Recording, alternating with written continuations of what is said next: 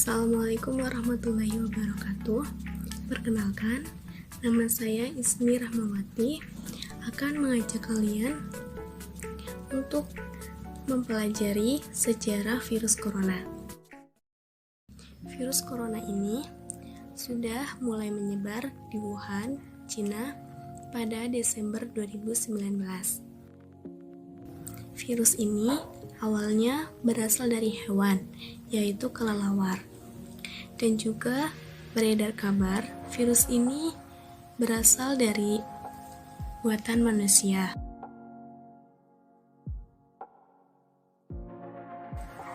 Tetapi dilakukan penelitian atau penelusuran bahwa virus ini bukanlah berasal dari manusia, tetapi virus ini berasal dari alam. Perlu kalian ketahui, virus corona ini sudah ada sejak tahun 1960-an dan pertama diidentifikasi penyebabnya flu biasa.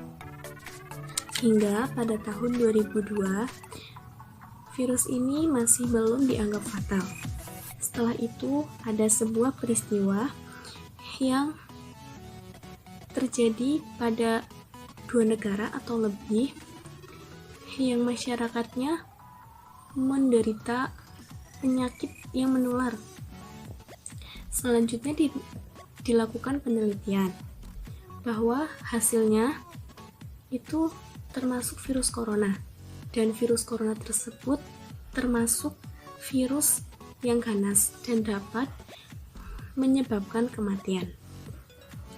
Nah, virus corona ini terbagi menjadi 4 genus, yaitu pertama alpha coronavirus, yang kedua beta coronavirus, yang ketiga gamma coronavirus, dan yang keempat delta coronavirus.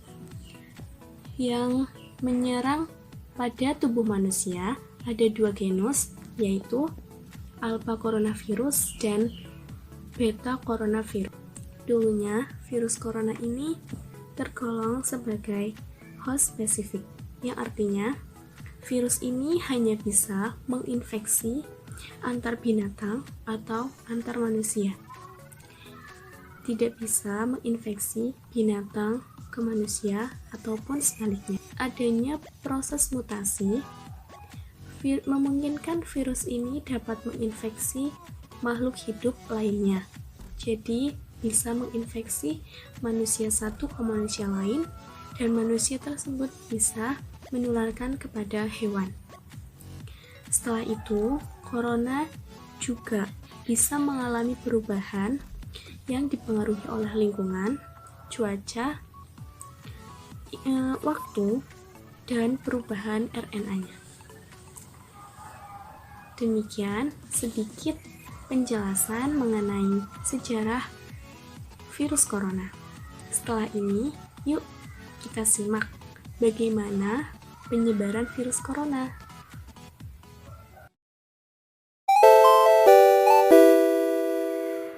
Kalian tahu nggak sih, virus corona sudah menginfeksi 1 juta orang atau bahkan lebih sampai saat ini. Dan prosesnya pun masih menjadi pertanyaan yang simpang siur. Bagaimana sih prosesnya dan mengapa infeksi ini bisa mematikan? Oh iya teman-teman, isunya yang pertama, virus dapat bertahan hidup di tempat basah lebih dari 9 jam. Yang kedua, virus dapat menyerang lewat udara. Itu semua hoax ya teman-teman, karena dia hanya menjadi butir-butir kristal saja. Padahal faktanya, virus ini dapat menyerang melalui droplet. Apa itu droplet? Droplet adalah cairan flu atau ludah. Lalu kena di baju, kain, atau meja, maka virus itu akan hidup selama droplet itu belum mengering. Kemudian, virus tersebut dapat masuk melalui 3 jalur. Yang pertama, jalur mata, yang kedua hidung, dan yang ketiga mulut. Dan paling dominannya, virus ini dapat mudah terserang melalui jalur mulut. Karena dari mulut turun ke rongga kerongkongan dan kemudian masuk ke dalam paru-paru dan lain-lainnya, sehingga proses tersebut dapat dinyatakan sebagai positif terkena corona. Lalu bagaimana dengan berjabat tangan? Walau tangan ini termasuk bagian benda hidup, tapi selama tidak terkena droplet ataupun dropletnya sudah kering atau sudah dibersihkan, maka virus pun akan mati. Jika selesai berjabat tangan, dianjurkan membasuhnya dengan antiseptik, sabun, atau air. Kemudian ada juga yang mengatakan, mengapa lansia lebih rentan terhadap virus corona? Karena seiring bertambahnya usia, tubuh akan mengalami proses penuaan. Mulai dari menurunnya pigmen warna rambut, produksi hormon, kepadatan tulang, hingga fungsi organ-organ tubuh lainnya. Sistem imun pun sebagai pelindung tubuh tidak bekerja sekuat ketika masih muda. Apalagi jika seorang lansia sudah memiliki riwayat penyakit seperti jantung, asma, ataupun kanker, maka lansia tersebut akan mudah terancam terkena virus corona. Lalu bagaimana dengan anak-anak? Apakah lebih rentan juga? Jawabannya adalah tidak. Karena anak-anak memiliki ketahanan tubuh yang sangat kuat, yang antibodinya berproduksi 2-3 kali lipat dibandingkan dengan lansia. Lalu, antibodi pada hari ke-4 sampai dengan 5 akan keluar untuk menyerang virus. Jadi, sebaiknya seorang lansia maupun anak-anak muda atau siapapun tetap jangan stres dan panik ya.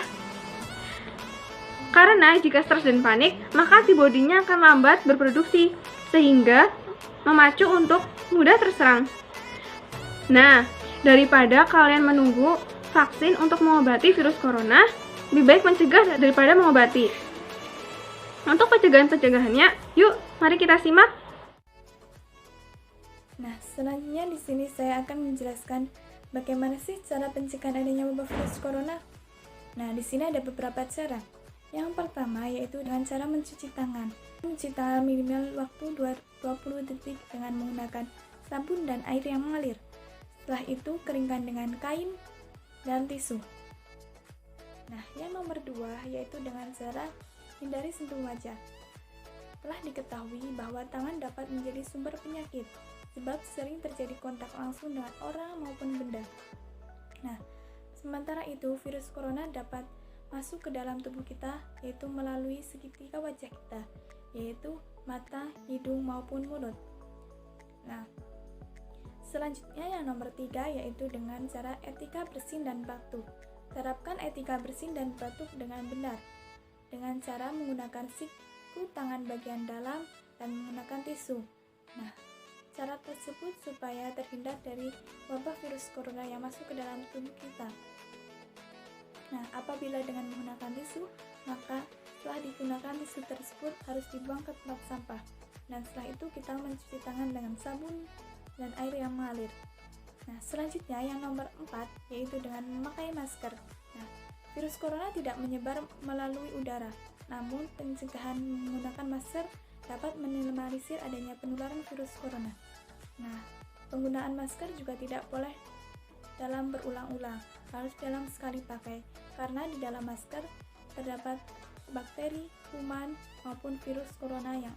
Nah, selanjutnya yang nomor 5 yaitu dengan cara hindari interaksi langsung. Nah, yang secara seperti berpelukan, berjabat tangan, dan lain sebagainya. Nah, dengan menghindari kontak kulit dengan orang lain, maka bisa mengurangi adanya penyebaran. Nah, itulah tadi penjelasan mengenai bagaimana pencegahan adanya virus corona. Nah, selanjutnya yaitu bagaimana sih dampak adanya corona pada saat ini? Nah, yuk simak. Virus corona yang sudah melanda di berbagai belahan dunia ini mengakibatkan banyak sekali dampak, baik dampak negatif maupun dampak positif.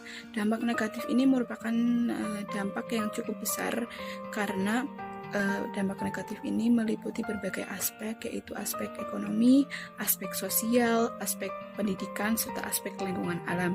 Dalam aspek sosial, contohnya saja pemerintah sudah memerintahkan kita untuk bersocial distancing atau menjaga jarak. Secara tidak langsung akan merubah kebiasaan masyarakat Indonesia. Karena sebelum adanya virus corona, masyarakat senang untuk mendatangi tempat-tempat ramai, untuk berkerumun, serta berkumpul-kumpul dengan orang banyak. Dan yang kedua adalah aspek ekonomi. Aspek ekonomi ini cukup signifikan karena adanya virus corona mengakibatkan berbagai kegiatan ekonomi harus dihentikan secara berangsur-angsur, seperti penutupan pasar, seperti penutupan toko-toko, serta pemutusan hubungan kerja antara perusahaan dengan para buruh dan karyawannya. Dan yang selanjutnya adalah aspek lingkungan. Aspek lingkungan ini merupakan salah satu dampak positif dari adanya virus corona, karena dengan adanya physical distancing atau menjaga jarak otomatis akan mengakibatkan berkurangnya polusi udara di lingkungan, menjadikan lingkungan menjadi hijau, lebih asri dan lebih bersih tentunya. Dan yang selanjutnya adalah aspek pendidikan.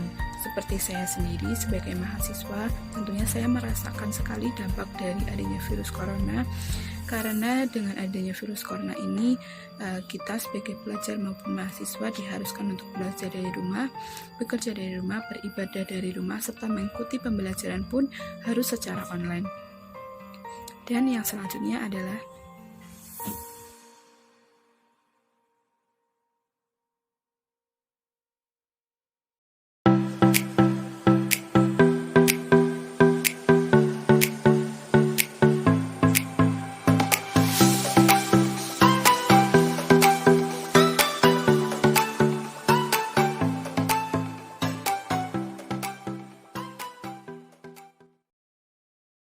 ada aljabar, ada geometri, ada aritmetik. Biar virus tidak menyebar, gunakan sabun antiseptik. Ingat, jaga kebersihan, hindari kerumunan, dan patuhi peraturan. Dadah!